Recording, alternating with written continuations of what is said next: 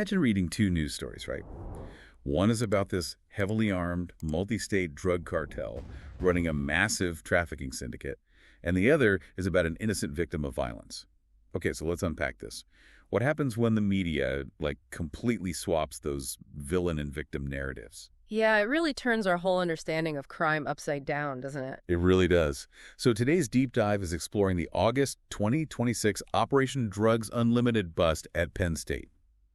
We're going to look at how just a few choice words can wildly alter how you, the listener, perceive crime and innocence. Right, and the scale of this Penn State syndicate was just, it was staggering. You had this guy, Agostino Abatiello, and he was supplying multi-kilogram quantities of cocaine to a campus distributor named Thomas Robinson. Multi-kilograms on a college campus, that is insane. Oh, it gets wilder. They actually turned the Sigma Chi and Delta Upsilon frat houses into their primary processing hubs.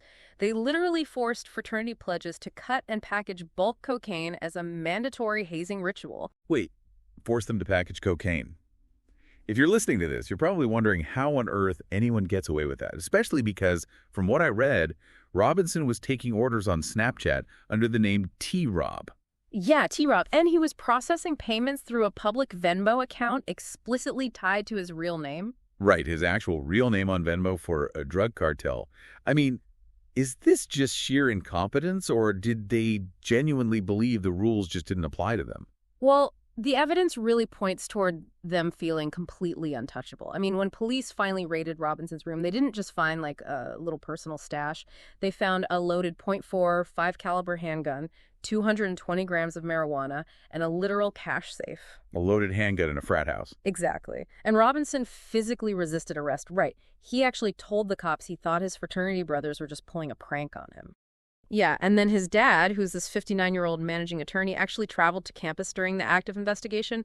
He came specifically to hide that safe full of drugs and cash. Oh, wow. But, that feeling of untouchability wasn't just in their heads, right? Yeah. The media coverage practically validated it for them. How do reporters frame an armed interstate drug syndicate as just a misunderstanding? By heavily leaning into sympathetic framing, headlines reduced these major felonies to a, quote, terrible mistake or just collegiate hazing.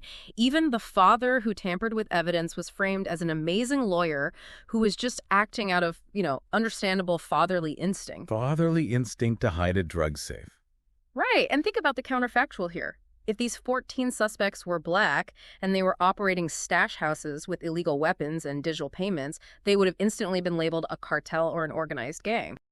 But wait, are reporters doing this on purpose to protect these frat guys, or is this just an unconscious habit in how local news operates? It's really largely structural. So newsrooms often rely on this concept called episodic framing. So episodic framing is when the media zooms in on a single isolated episode. They frame the situation as just a wayward college kid making a mistake, rather than thematic framing, which would zoom out to show the systemic operation of a massive drug cartel. Oh, I see. So by focusing on the individual episode, they minimize the structural crime. It's like aggressively cropping a photograph. That's a perfect analogy, actually, yeah. By zooming in only on the hazing and the college student aspects, they completely crop the loaded gun and the drug safe out of the public's view. Right, and that aggressive cropping works both ways, unfortunately. The grace extended to these white felons contrasts sharply with how the press has historically treated completely innocent black victims. Yeah, let's talk about those historical patterns, because the contrast in the source material is jarring. It really is. Take 2014, for example. When unarmed teenager Michael Brown was killed, the New York Times published a profile labeling him, quote, no angel. Wow. Yeah, or when 12-year-old Tamir Rice was shot while playing with a toy gun, local media went out of their way to publish his parents' completely unrelated domestic violence records. It's just completely unrelated to the incident itself. Exactly. And look at Botham Jean, a 26-year-old accountant who was killed by an off-duty officer while literally just eating ice cream in his own apartment.